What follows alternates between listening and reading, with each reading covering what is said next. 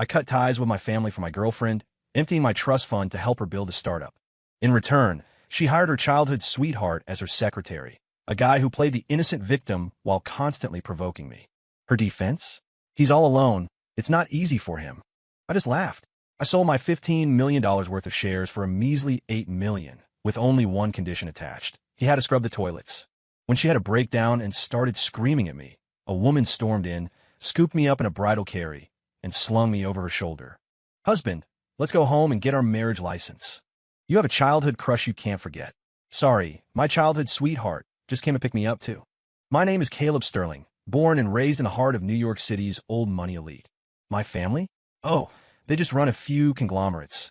Nothing major, just casual business. I grew tired of the social climbers in Manhattan whose eyes lit up the moment they saw me, desperate to latch onto my status. So, for college, I was determined to switch maps and completely escape my familiar environment. I parachuted into San Francisco, enrolling in one of the city's top universities. All I wanted was peace and quiet. No one knowing my background, no need to endure fake smiles. Here, life felt wonderfully strange. I was invisible. Sure enough, freshman year was blissful. Aside from my grades occasionally making waves and my face attracting a bit of attention, hardly anyone noticed me. Of course, my photo popped up on the campus confessions page now and then. And some resourceful people managed to find my social media handles, sliding into my DMs with enthusiastic messages like, "Hey, handsome, want a date?" I rejected them all. I just wanted to be a quiet, handsome guy enjoying this rare freedom. But by sophomore year, my tranquil life was shattered by a woman.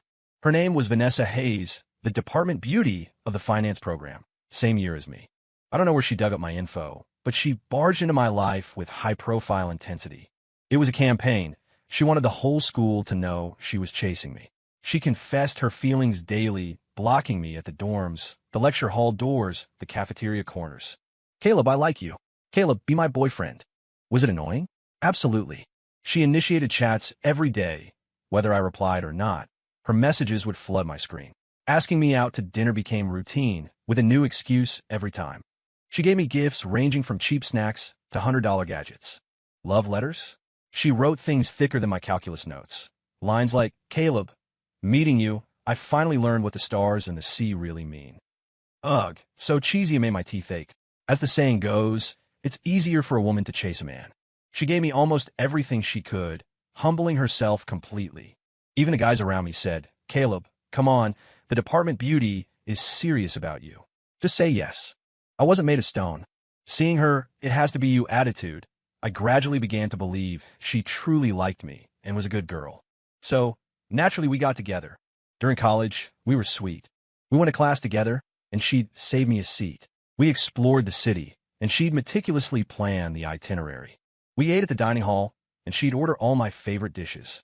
We were just like a normal college couple, doing all the things couples do. Time flew, and in the blink of an eye, we were about to graduate. It was around this time that my parents back in New York found out through some channel that I had a girlfriend in San Francisco. They investigated Vanessa's background and called me, their tone more serious than ever before. "Caleb, we checked out that girl you're dating." My mom's voice brooked no argument. My heart sank. She doesn't come from a suitable background. Our family will absolutely not accept this kind of woman. My dad was even more aggressive. "Get your ass back to New York immediately and break it off clean. She's not a good person. Don't get scammed by her." I was young and arrogant. I couldn't listen to any of that. I thought my parents were just old-fashioned snobs. Why look down on Vanessa? She was so good to me. How could she not be a good person? I had a huge fight with my family, words flying like daggers. "She's my girlfriend. I love her. What right do you have to interfere? You just look down on her because she's middle class." The result was that I impulsively announced I wouldn't return to New York after graduation. I would stay in San Francisco with Vanessa. My dad was furious and dropped the ultimatum, "Fine. If you're so capable, don't rely on the family. I'm cutting off your funds. Let's see how you survive out there." And they really did cut off my allowance and cards. I stiffened my neck, thinking that for love was a little sacrifice. My dad's threat to cut off financial sources was executed with military precision. The numbers in my bank account turned into a pitiful few digits. But I thought for love, for Vanessa, this sacrifice was nothing. A man should be tough, but being tough doesn't fill your stomach or pay rent. In those few days, I truly learned that a penny can stump a hero. Just as I was fretting over my deflated wallet, Wondering if I should pick up a few odd jobs, Vanessa, my understanding girlfriend, hugged my arm, her eyes sparkling. Caleb, since your family is being like this, why don't we start our own business? I want to start an internet company. You have the tech skills, I have the ideas. We will definitely succeed. She was so excited, as if she could already see us ringing the opening bell at the stock exchange. I looked at her hopeful face, and my heart warmed. Right, a startup. She believed in me so much. How could I let her down? I withdrew every cent of my savings from college, allowance, scholarships, and some emergency cash my mom had secretly slipped me. It wasn't much, maybe a few $100,000, but it was everything I had at the time. Vanessa, it's all for you. Let's do this together. She was moved to tears, hugging me and saying sweet things like, Caleb, you're the best. Thinking back now, I was stupid enough to bubble over. The early days of the startup were brutal. Internet companies burn money like it's paper.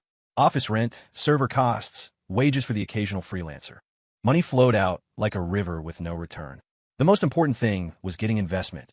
Vanessa took the business plan. We pulled all-nighters to write and ran around to every venture capital firm in San Francisco. The result, they either thought the project was unreliable or that our team was too green. She hit a wall everywhere.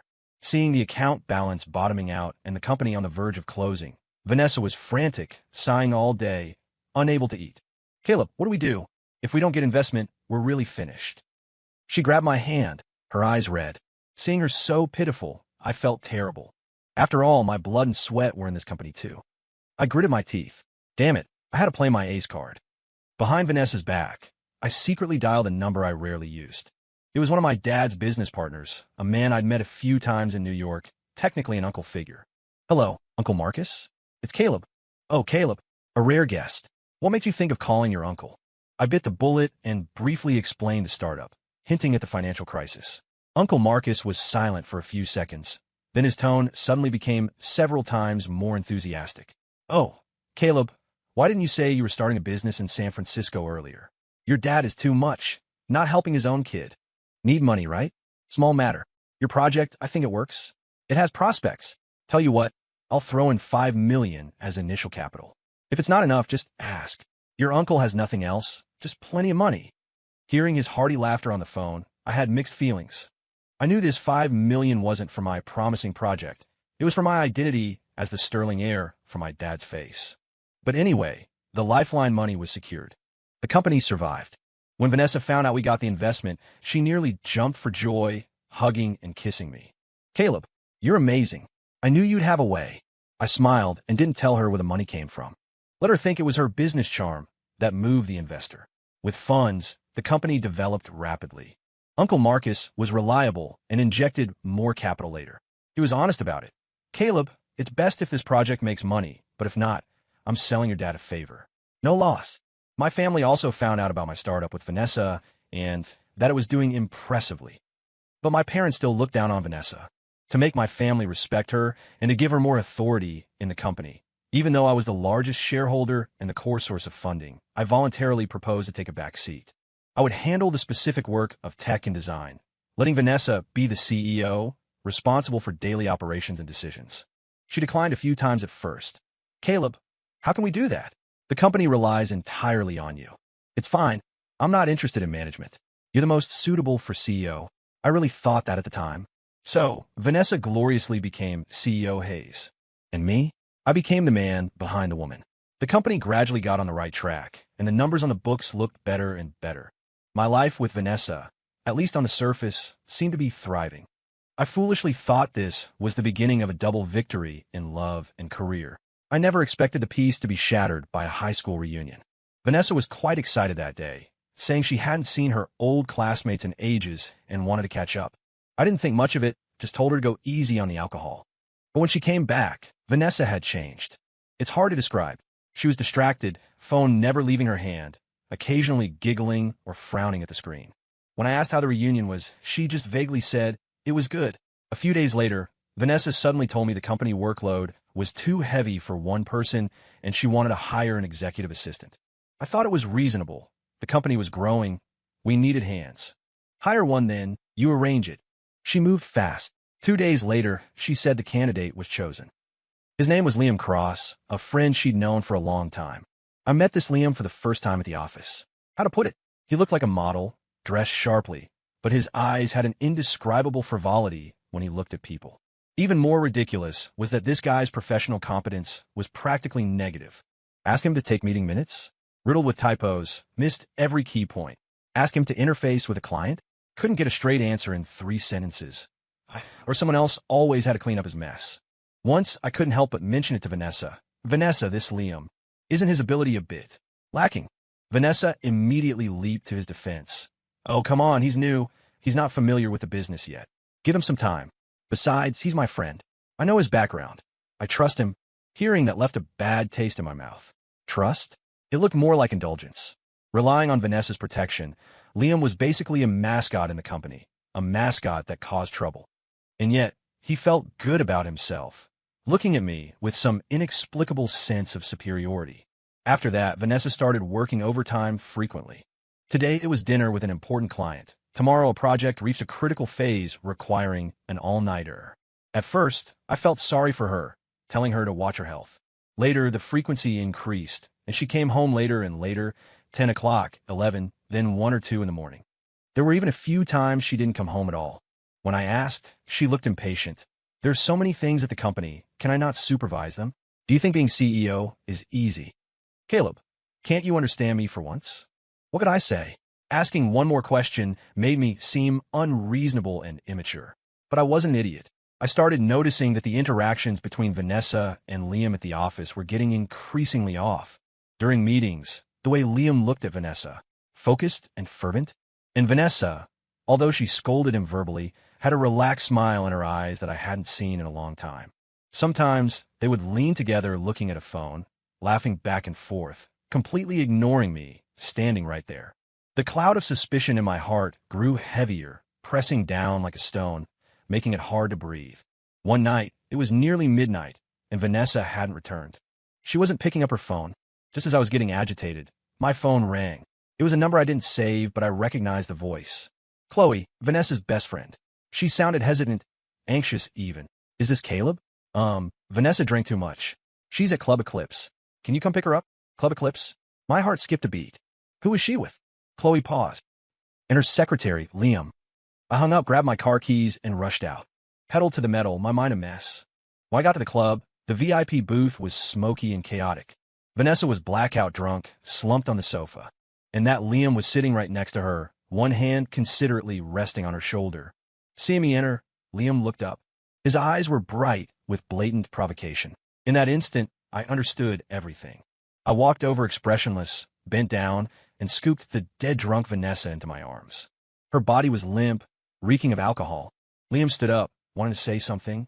I shot him a cold glare, held Vanessa, and walked out of the booth without looking back. What a mess. I stuffed Vanessa into the back seat and started the car. Chloe sat in the passenger seat, silent the whole way. The air in the car was more suffocating than the alcohol fumes coming off Vanessa. As we neared the apartment building, Chloe finally spoke, her voice light and hesitant. Caleb, there are some things I don't know if I should say, but I think you should be prepared. I tightened my grip on the steering wheel, glanced at the unconscious Vanessa in the rearview mirror, and grunted. Speak. Chloe took a deep breath, as if making a big decision.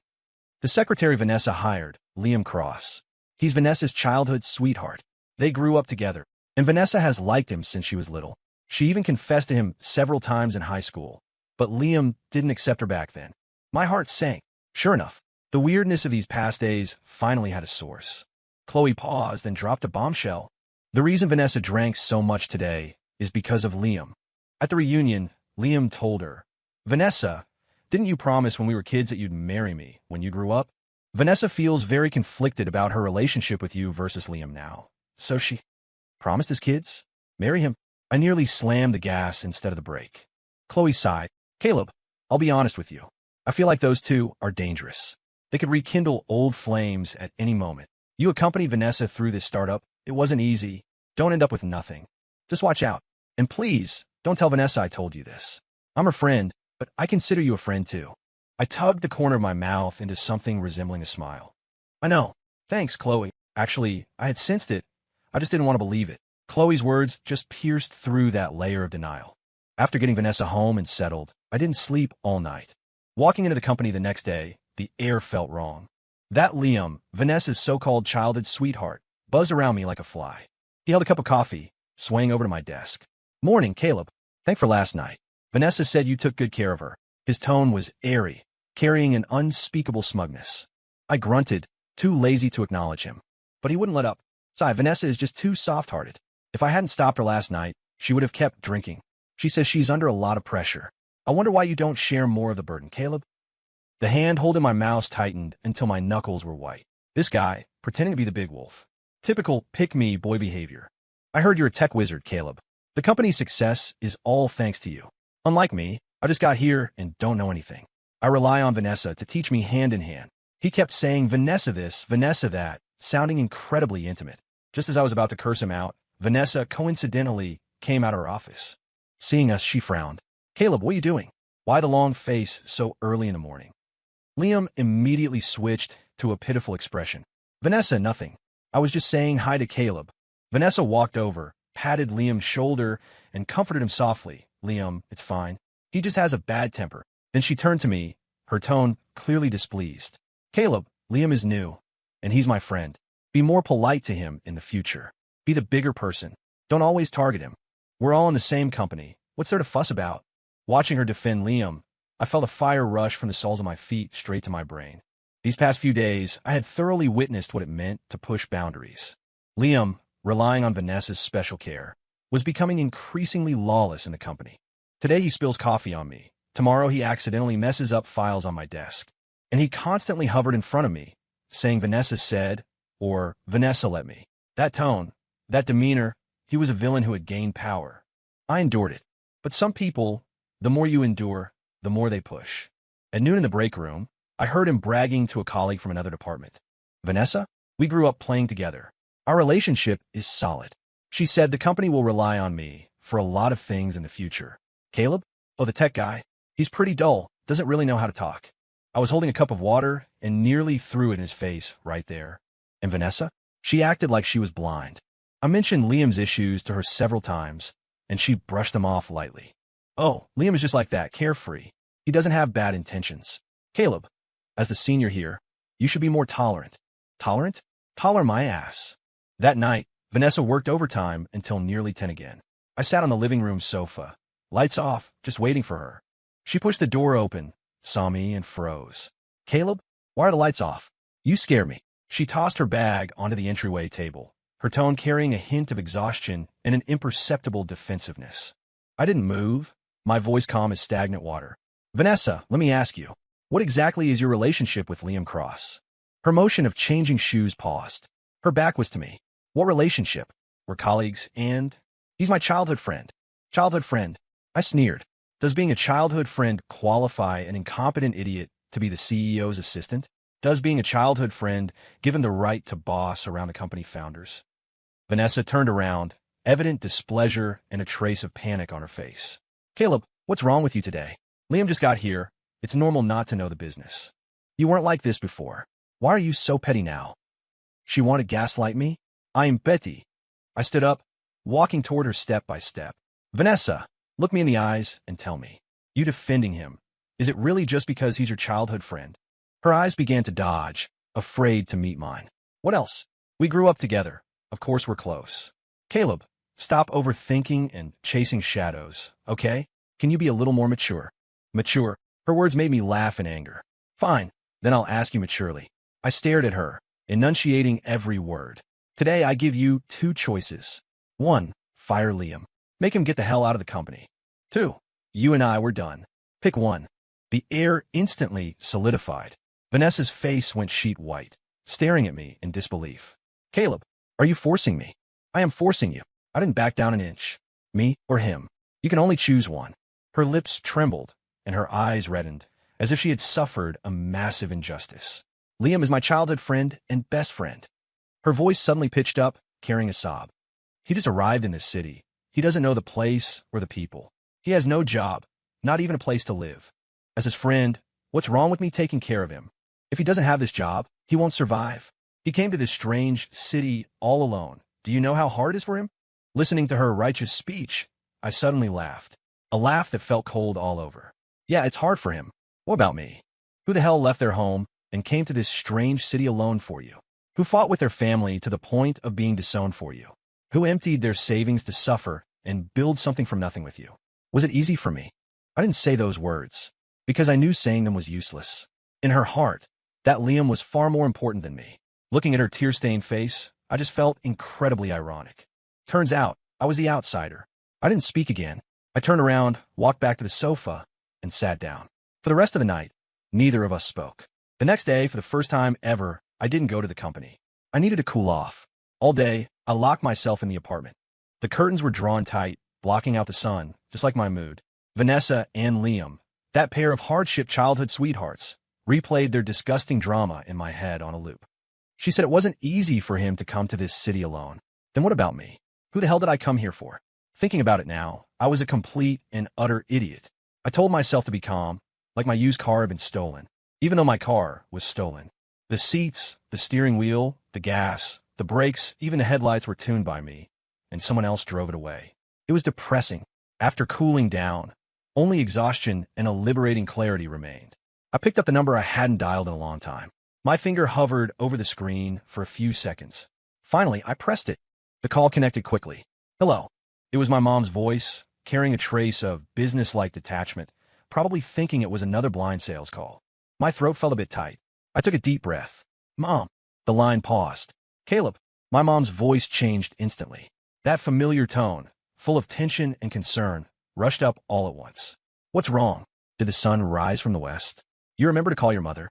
She scolded me verbally, but the worry in her tone couldn't be hidden. Did something happen? Are you out of money? Did someone bully you? Are you okay?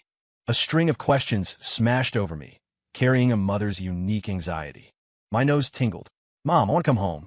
Saying that sentence felt like all the strength was drained from my body, but a huge weight lifted from my heart.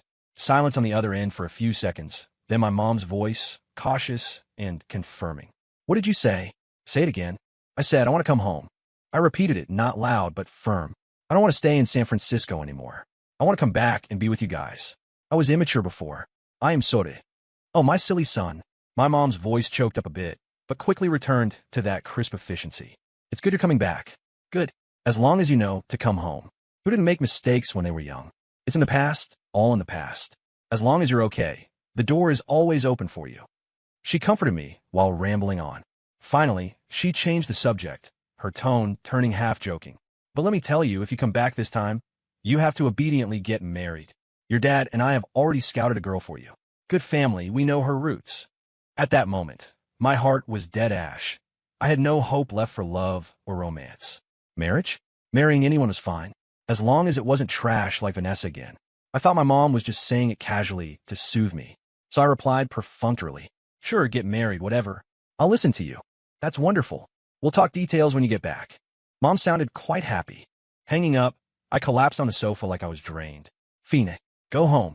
Get married. Whatever. From that day on, I completely checked out. The company? What company? Did it have anything to do with me? I just needed to get my money. Vanessa? Whatever. She continued to sneak home at 2 or 3 in the morning. A few times she didn't come back at all. I couldn't be bothered to ask. She actively reported to me, saying things like accompanying clients, overtime, urgent projects. I listened, in one ear and out the other. My heart didn't ripple. I even wanted to laugh. Because her precious childhood friend, Liam, started acting up again. He texted me in broad daylight. Hey Caleb, Vanessa is exhausted these days. All for the company. My stomach issues flared up last night, and she took care of me all night without sleeping. It was really hard on her. She said she explained it to you, afraid you'd overthink it. Actually, there's nothing between us, just pure friends helping each other. He added a shy emoji at the end. Looking at that text reeking of green tea, I felt my stomach churn. Faking illness? Fishing for sympathy? Then making Vanessa run around him like an idiot? And specifically coming to brag to me, implying Vanessa's heart was with him. Childish and disgusting. How did I fall out with my family for a woman like this? I didn't even have the desire to reply. I clicked his avatar, top right corner, delete contact. Done in one go. I added him only because of work. Now, I scrubbed that idiot Liam from my WeChat. Sorry, my contacts. Not long after I deleted that moron, a strange number called. Hello, is this Mr. Caleb Sterling? Speaking. What is it? I was impatient. Telemarketer. You have a courier delivery that requires your signature. Address. The office. Courier? I hadn't bought anything recently. What is it? The manifest says clothing. It seems quite valuable. Needs face-to-face verification. Valuable clothing? Who had the time for this? No choice. They were already calling, and it was the office address. Fine, I'll head over. Hanging up, I was annoyed. So much crap these days. Driving to the office building, the courier was already waiting. A huge, flat box, packaging looking exquisite. I signed, holding the box. The receptionist peeked over curiously. I ignored her and tore it open right there in the lobby, unwrapping the layers. Inside was a brand new men's wedding tuxedo. Looking at the fabric and the cut, I knew it cost a fortune. There was a card next to it, handwritten brand name, Haute Couture, the deadly expensive kind. This thing couldn't be less than a few $100,000. Who sent it? I ran through the possibilities in my head. No clue. Vanessa? Did she have this kind of spare cash? Or this taste? Unlikely. I remembered my mom mentioning marriage on the phone a few days ago. Could it be some stunt she pulled? I took out my phone and dialed my mom directly. Hello, Mom. Oh, son. Thinking of your mom again? Tell me, what trouble did you cause now? My mom's tone was teasing. No trouble. I received a suit, Haute Couture. Did you send it? My mom paused on the other end, then let out an oh, realizing what it was. That must have been sent by the Kensington girl, right? The Kensington girl. Sloane? Aren't you two about to? My mom didn't finish her sentence. Someone seemed to call her on the other side, and she hurriedly said talk later and hung up. The Kensington girl. Sloane Kensington? I was pondering this when a discordant voice cut in. Caleb. I looked up. Vanessa was standing by my workstation, where I used to sit, staring at the tuxedo in my hands with a complicated expression, then at me. She probably heard bits and pieces, plus seeing this blindingly expensive suit. A look of I understand appeared on her face, followed by a slight frown, carrying a hint of helplessness and an imperceptible sense of superiority. Then she spoke, voice not loud, but clear enough for the colleagues pricking up their ears nearby to hear. Caleb, I know you're anxious, but I need to prioritize my career right now. I really don't want to consider marriage temporarily. Can you please stop pulling stunts like this to force me, okay? That tone, that demeanor, as if I were an immature child crying for candy. As if she were condescendingly comforting me. I looked at her and nearly laughed out of anger. Force her? I'd have to be blind to want to marry her now. A mix of nausea and rage shot straight to the top of my skull. I stood up abruptly. The movement was so big the chair the receptionist got me slid back with a harsh screech. The surroundings instantly went quiet. All eyes focused on the two of us. I looked at Vanessa's face, written all over with magnanimity and tolerance. I rolled my eyes so hard I saw my brain. Then, I raised my volume, ensuring everyone on the floor could hear clearly. Who the hell wants to marry an idiot like you? Where do you get the nerve to think I'm pressuring you? Look at yourself. Indecisive. Wanting to eat your cake and have it too. You want to play the field and still claim the moral high ground? Disgusting. After I finished, I didn't even glance at her. I grabbed my car keys and strode out with large steps. Behind me was dead silence. Then, the whispering started. I could imagine what color Vanessa's face was right now. Probably more colorful than a palette. Serves her right. Once out of the office and into my car, I felt half the rage in my chest dissipate. Satisfying. Starting the car, my mom's phrase, the Kensington girl, echoed in my mind again. Sloane Kensington definitely qualifies as a childhood friend, if fighting counts as a type of friendship. That girl loved bullying me since we were kids. The key is I couldn't beat her. Every time, I ended up bruised and battered. My family and the Kensingtons are old friends. We're close enough to share a pair of pants. Arranged marriages in families like ours are too normal. My mom's unfinished sentence was probably about me and Sloane getting engaged or married soon. Thinking of facing Sloane's face in the future and her iron fists, I couldn't help but shiver. My future days. Worrying. I hope she's more stable now and hits a little softer. TSK really out of the frying pan and into the fire. But anyway, it's better than facing Vanessa's hypocritical face. That night, Vanessa didn't come back, as expected. Within expectations. I didn't even bother wondering where she was fooling around with Liam. Probably Liam was unwell again. Let them be. It has nothing to do with me anymore. The next day, refreshed and spirited, I met a middle-aged man at the company. An old fox named Victor Vance. I'd seen him a few times at dinner parties in New York. He counted as an acquaintance in my dad's business circle. Seeing me, he smiled like a blooming chrysanthemum. Oh, Mr. Sterling, you're here. I didn't bother with pleasantries. Mr. Vance, I have some shares I want to offload. I cut to the chase. His eyes flashed behind his lenses. Oh, you're interested in playing capital games now. The internet company under my name, the one I co-founded. All my shares. Victor Vance sipped his tea, expression unreadable. Mr. Sterling, your project is this company, right? I've heard a bit about it. The development momentum is good. Why sell now? Bored. I gave the reason. He nodded, I understand look on his face. Then what price point is Mr. Sterling looking for? 8 million. I quoted the number. Victor clearly paused, his glasses nearly sliding off. He probably thought he heard wrong. Mr. Sterling, are you in some trouble? This price is a bit. He didn't finish, but the meaning was clear. It was practically a giveaway. I smiled, leaning forward slightly. Mr. Vance, money isn't the issue. This 8 million is just a number. I have an additional condition. He immediately perked up, sitting straight. Please speak. After you get the shares and become the majority shareholder, the first thing you do is re-elect the president.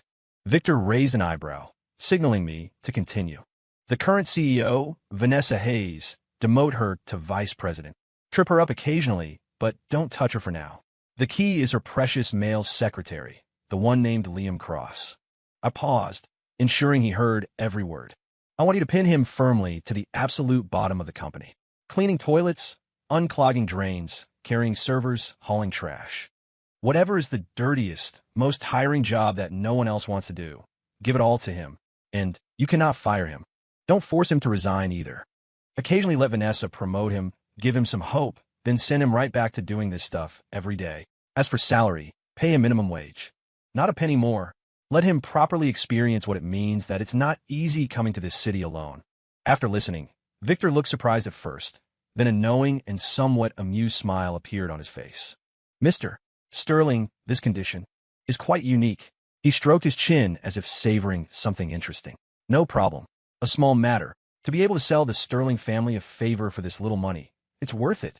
He smiled until his eyes were slits. The contract was signed on the spot. Victor was efficient. The 8 million arrived quickly. I hadn't walked far from his office when Vanessa's call chased after me. Victor must have leaked some wind. I hung up directly. A moment later, she stormed into the company like a hurricane, heading for my old office, now where Victor was temporarily stationed. I was just coming out and bumped right into her. Caleb. Her eyes were red, screaming at me right away. Why did you transfer the company's shares? That's our blood and sweat. How could you sell it just like that? If you're going to transfer them, you should have given them to me for free. She said this so righteously, as if I owed her millions. Employees passing by stopped to watch the drama. Looking at her greedy and ignorant face, I just found it funny. Our blood and sweat. I laughed aloud, voice not loud, but carrying bone-chilling coldness. Vanessa, ask your conscience. In this company, how much blood and sweat is yours? I brought the investment, I built the core tech, the company survived on my name. Your blood and sweat? Oh, wasn't it all spent on your precious childhood friend Liam? My stuff. I sell if I want, I give if I want. Give it to you for free. You're dreaming. We were in the company lobby, right where it was crowded, or rather outside my former office door, spit flying. Vanessa's face went green then white, looking like a dye shop. Caleb, how can you treat me like this? She was still screaming, pointing at my nose. I was really laughed at by this woman's brain circuitry. Our blood and sweat. I took a step forward, voice low but every word like ice. Vanessa, touch that conscience of yours, if it's still there, and tell me. This company, from the first investment to the core tech framework to keeping the operations running, which part didn't rely on me? Your effort? Oh, right. It was spent serving tea and water to your precious Liam, wasn't it? Afraid he'd suffer a single grievance? Are you the assistant, or is he? More and more employees gathered to watch, pointing and whispering. Victor had come out of the office at some point, arms crossed, watching this farce with interest, a faint smile on his lips. Liam squeezed through the crowd too, wanting to say something, probably trying to play the knight in shining armor. But with one glare from me, he shrank his neck back, daring not to make a sound. Vanessa was choked silent by me, eyes reddening again, starting to put on that pitiful victim pose. I did that for the company. For the company? For the company, you install a useless waste as the CEO's assistant. For the company, you let him tyrannize the office and ruin the culture. Vanessa, stop putting gold on your face. It's disgusting. I honestly felt my eyes hurt just looking at her. Just then, bang, the heavy glass doors of the company were shoved open with immense force, slamming against the wall with a dull thud. A figure darted in from outside like a whirlwind. That aura, that swagger, it instantly drew everyone's gaze. Before I could see who was clearly, my shoulder was slapped heavily. The force nearly made me stagger. Immediately after, a loud, somewhat teasing female voice resonated through the entire office area, making people's ears ring. "Caleb, your wife is here to take you back to New York to get our marriage license." Wife. Marriage. License. I whipped my head around. A face, beautiful and fierce, familiar beyond belief, came into view. Sloane Kensington. She was wearing sharply tailored black trousers today, making her figure look even taller. Her hair was tied up in a messy high pony, strands falling over her forehead, cool and wild. Those eyes were just like when we were kids, carrying an unquestionable dominance. She stood there, aura 10 feet tall, instantly turning everyone else into background characters, especially Vanessa. In front of her, she looked like a country bumpkin who hadn't seen the world. I hadn't recovered from the shock yet. The whole room, Vanessa, Liam, and the employees watching the drama, froze like they'd been hit with a petrification spell. Vanessa's mouth gaped wide enough to fit an egg, eyes nearly popping out. Liam's pretty boy face went through a spectrum of colors, red, green, blue. Then, under everyone's dumbfounded gaze, Sloane hooked the corner of her mouth into a flashy grin. She bent down, arms swooping. In the next second, I, a man over 6 feet tall, was princess carried by her. Holy SHD, I was completely dazed, mind blank. I just felt weightless, held steadily in her arms like a rag doll. Her arms were strong. Holding me took no effort at all. The air around us seemed to solidify. Only the sounds of sharp inhales and jaws hitting the floor could be heard. Sloane held me, turning around as if no one else existed, striding toward the exit with her long legs. Passing the frozen Vanessa, she even tilted her chin up provocatively, eyes full of warning. "You dare touch my person?" Vanessa's face turned completely liver-colored. Being held like this, my face burned red, but in my heart, damn, it felt kind of awesome. "Let's go, hubby, time to get hitched." Sloane's voice remained loud, carrying an irrefutable dominance. Just like that, under dozens of gazes filled with shock, confusion, envy, jealousy, and schadenfreude, she marched out of the company doors. Outside, a flashy red Ferrari was parked by the curb, engine still growling.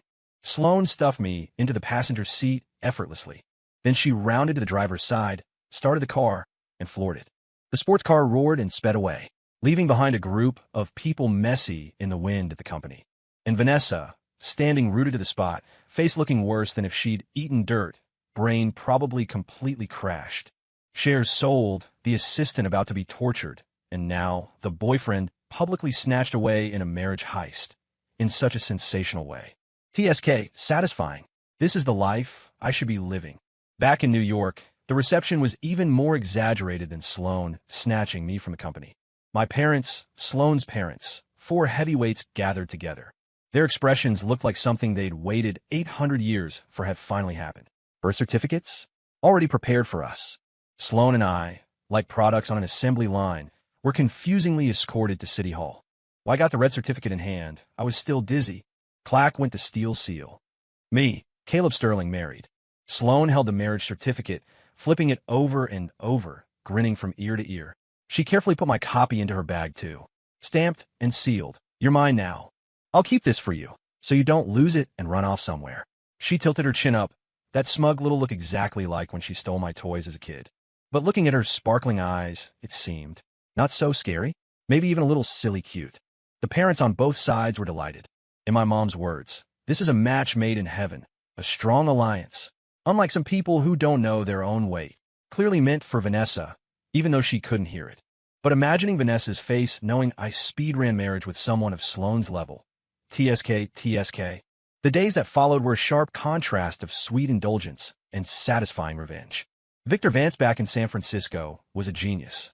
He acted like he had a KPI to meet, sending me WeChat updates on the scum torture progress, regularly with pictures. Mr. Sterling, Liam threw up 3 times his first day cleaning toilets. Said he's never smelled anything so strong. Attached was a photo of Liam wearing a mask, looking suicidal, holding a toilet brush. Mr. Sterling, the drain clogged today. Made him unclog it by hand. Colleagues say his face turned green, nearly puked into the sewer. Mr. Sterling, new shipment of servers arrived. Made him carry them. He threw out his back, walking with a limp now, but still has to carry them. Reading these messages, the corners of my mouth involuntarily quirked up.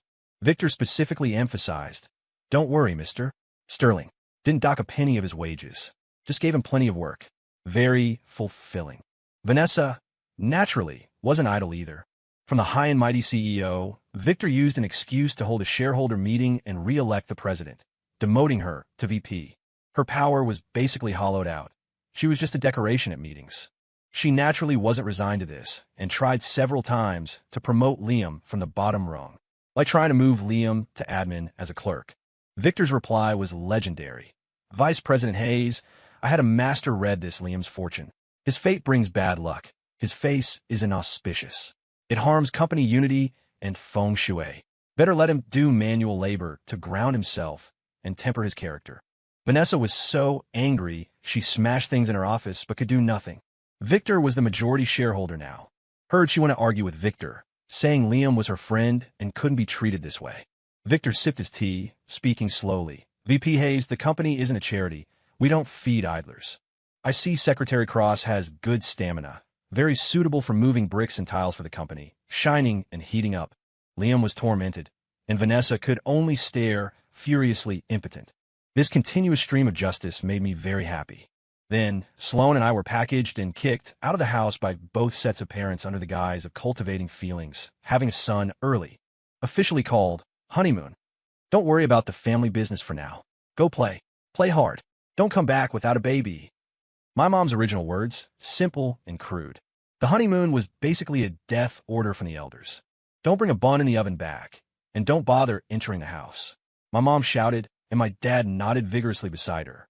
Sloane's parents smiled with we understand faces. Fine, play it is. So we started our imperial order tour. Traveling meant sharing a room. A hotel room with a king-sized bed. I looked at the bed, then at Sloane, who was already taking off her coat, and suddenly felt awkward. This was different from fighting as kids. Sloane was casual, lying on the bed and patting the space beside her. What are you staring at? If you don't come up to sleep, are you planning to sleep on the floor? I shuffled onto the bed, staying as far from her as possible. She seemed to sense my discomfort, rolling over to face me. Caleb, what are you hiding from? I won't eat you. In the dark, her eyes were bright. It seemed she really wasn't quite the same as the female tyrant who used to punch me. I felt my face heating up. We went to a quiet coastal town in Maine. We found a secluded B&B and stayed for months. Honestly, I wasn't used to it at first, mainly because Sloane acted like a different person. Where was the posture of punching me at the drop of a hat? Now, she insisted on linking arms when walking, gripping so tight she seemed afraid I'd run. When eating, she kept piling food she thought was good into my bowl. This is good, eat more. That's good too, try it. I looked at the mountain in my bowl, laughing and crying. Princess Sloane, I can't eat anymore. She glared. You have to eat. I picked it. You must finish it. Okay, the domineering streak was still there. But more often, she would look at me quietly. That look, how to describe it? Focused, yet carrying a hint of caution. Like looking a lost and found treasure, afraid it would disappear if she blinked. It made my heart feel a bit fuzzy, but also warm. One night, the moon was particularly beautiful. We sat on the porch of the B&B, watching the stars. She suddenly leaned over, resting her head on my shoulder. Caleb, if we hadn't been separated when we were kids, what do you think it would be like now? Her voice was soft, tinged with wistfulness. I paused. Yeah, if we hadn't separated. Maybe I'd still be bullied by her every day. But I didn't say that aloud. I just patted her hand. It's pretty good like this now. She rubbed against my shoulder, saying nothing, but the hand holding my arm tightened a bit. The locals were very simple. Seeing us, they always smiled. Young man, your wife is beautiful. Yes, yes, talented man and beautiful woman. You have the husband-wife look. Every time Sloane heard this, her face would turn beet red. Then she'd pinch me hard, warning me with her eyes not to laugh. TSK, this female tyrant actually gets shy. Interesting. We also learned from the locals, buying groceries and cooking. Princess Sloane had never touched a stove. She was chaotic in the kitchen, mistaking salt for sugar, nearly setting the pan on fire. In the end, I had to clean up the mess. She wore an apron, causing trouble beside me, or supervising. Caleb, is that too much water? Oh, cut the onions finer. I laughed helplessly. CEO Kensington, go rest outside. The kitchen is dangerous. Don't want you getting hurt. She huffed, but went out obediently, coming back a moment later with a glass of water. Here, thanks for your hard work. Drink some water. After showering at night, her hair was wet. I grabbed the hairdryer. Sit down, I'll dry it for you. She sat obediently, letting me manipulate her hair. The warm air blew through her strands, carrying the scent of shampoo. In the mirror, she tilted her head slightly, eyes closed, a shallow smile on her lips. At that moment, somewhere in my heart felt like it was gently bumped by something. Soft warm. These days, there was no noise of New York, no messy business with Vanessa and Liam. Just the ocean breeze, the night stars, and this Sloane beside me. Sometimes domineering, sometimes gentle, sometimes shy. I found that I seemed to get more and more used to days with her. Used to the little feminine moods she only showed in front of me. Used to those shockingly bright eyes when she looked at me. This childhood friend who used to bully me. This Sloane who blushed at a villager saying we had the husband-wife look. It really was different. We reached my mom's birthday. I took Sloane back to New York to attend properly. This counted as our formal debut as a married couple on my side. The private dining room was full of relatives and friends. Seeing Sloane, my mom's eyes nearly disappeared into a smile. Holding Sloane's hand, looking left and right, her mouth never stopped. Oh, our Sloane is the best. Look at this child, so sensible, so polite. Key is she's capable. This is what a sterling daughter-in-law should be like. Mom patted Sloane's hand affectionately while talking. Sloane, usually so fierce outside, restrained herself a lot in front of my mom, wearing a polite smile, sweet-talking, making my mom beam with joy. Watching this harmonious mother-in-law/daughter scene, I relaxed. Indeed, matching backgrounds save worry. Then, my mom changed the subject and swept a glance at me. That look was like an X-ray. Unlike some people, before, eyes were covered in lard. For some cheap woman who couldn't make the table, causing chaos, nearly cutting ties with the family. Here we go again. I knew Mom was talking about Vanessa. The surrounding relatives held back laughter, expressions wanting to look but daring not to. What could I do? I could only bow and scrape, agreeing repeatedly. Yes, Mom, you're right. I was immature before, bad eyesight, blind. My admission of guilt was top tier. Sloane secretly corked her lip beside me. I caught it. She was happy seeing me eat humble pie. Mom scolded me for a round, finally venting, and nodded satisfied. Then, she cleared her throat, gaze sweeping back and forth between Sloane and me. Wearing that, you know what I mean, smile. So, when do you two plan to give me a grandson or granddaughter? The tea I just sipped nearly sprayed out. Sloane's face turned redder than a boiled crab in an instant. Even her ears were red through. It was my first time seeing her so shy. The female tyrant has her day. We looked at each other, stammering for ages without getting a full sentence out. Finally, I bit the bullet and laughed it off. Mom, let nature take its course. Let nature take its course. Sloane nodded vigorously beside me, like a chicken pecking rice. That meal ended with my mom's meaningful looks and the relatives' kind teasing. Time flew. In a blink, 3 years passed. In these 3 years, the relationship between Sloane and me got better and better. Adjustment period? Didn't exist. Maybe because we fought growing up, we knew exactly what the other was like. Arguments? She glared, I folded, couldn't argue. Of course, mostly, she was quite reasonable, as long as I didn't provoke her. We also each took over part of our family businesses. I managed mine, she managed hers. Occasionally meeting in meetings, we could trip each other up. No, spar with each other. In the New York business circle, they called us the new generation power couple. Sounded pretty good. Most importantly, we had a daughter. A jade-carved little girl, eyes like Sloane's, nose like mine. Except her temper seemed to take after Sloane too. Young age, already had the boss lady vibe. Life, finally, was on the right track. Home, love her kid. Pretty good. 3 years in a flash. Life was chaotic, but sweet. The family business grew bigger, inevitably dealing with all sides. Just then, the university in San Francisco organized some outstanding alumni anniversary gala. Don't know which link went wrong, but an invite was sent to me. Sloane glanced at it and scoffed. You go reminisce about the bitter and sweet times yourself at this boring event. I'm going to grab a school district spot for our daughter. Fine. She's not going. I'm freer alone. Considered a revisit to an old haunt. San Francisco was still San Francisco. The trees were greener. The buildings were the same. The gala was grand. Attendees were either business upstarts or academic big shots. I wandered through the crowd, listening to leaders' read speeches on stage, getting sleepy. Glanced at the sign-in book, didn't see any particularly familiar names. Oh, right. Where was Vanessa? Logically, her company, founded on my brilliant groundwork and funds, had a period of success.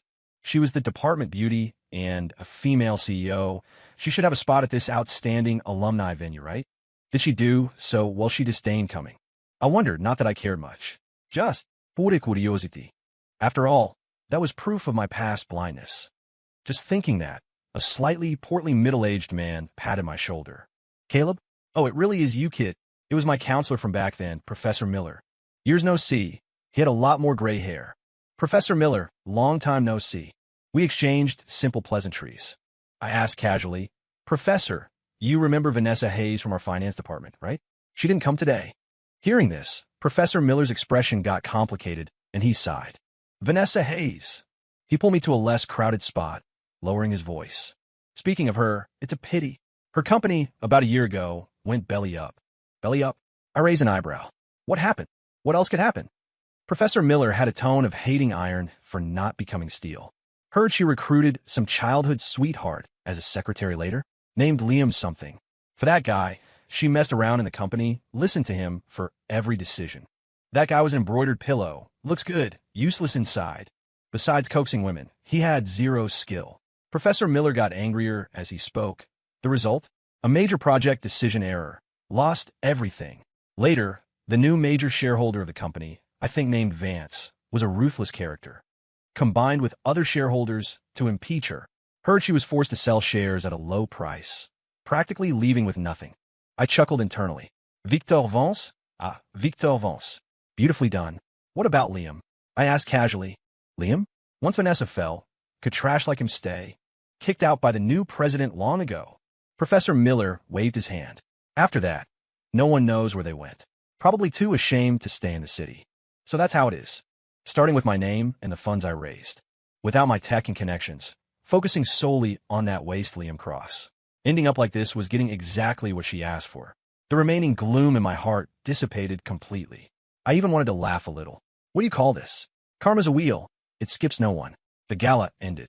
I declined dinner invites from a few so-called alumni. Boring.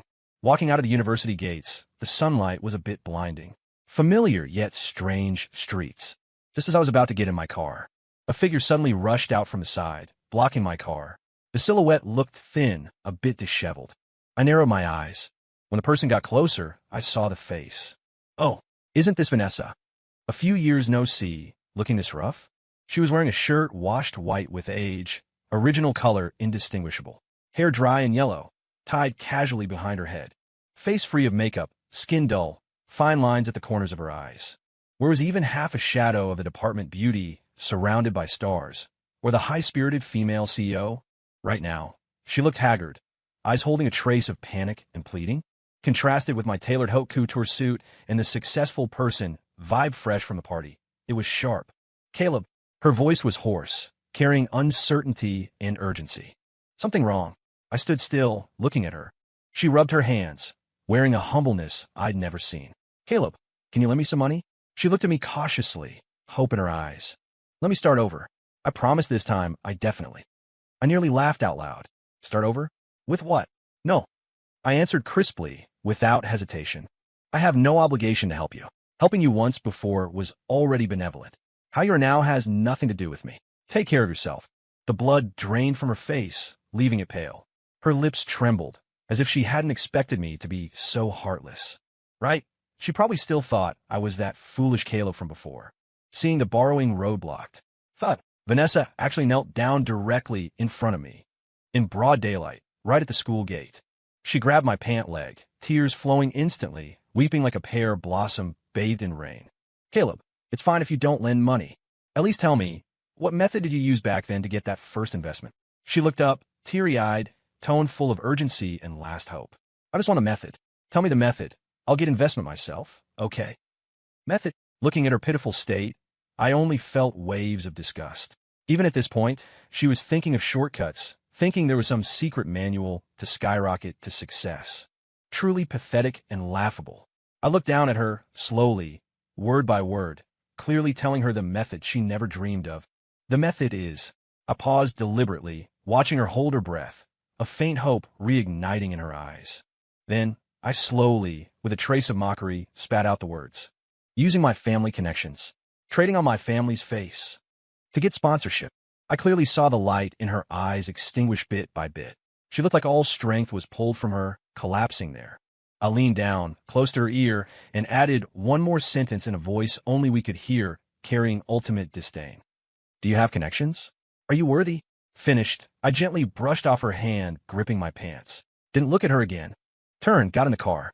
In the rearview mirror, I saw her still kneeling there like a discarded rag doll. Despair was probably the only expression she had left.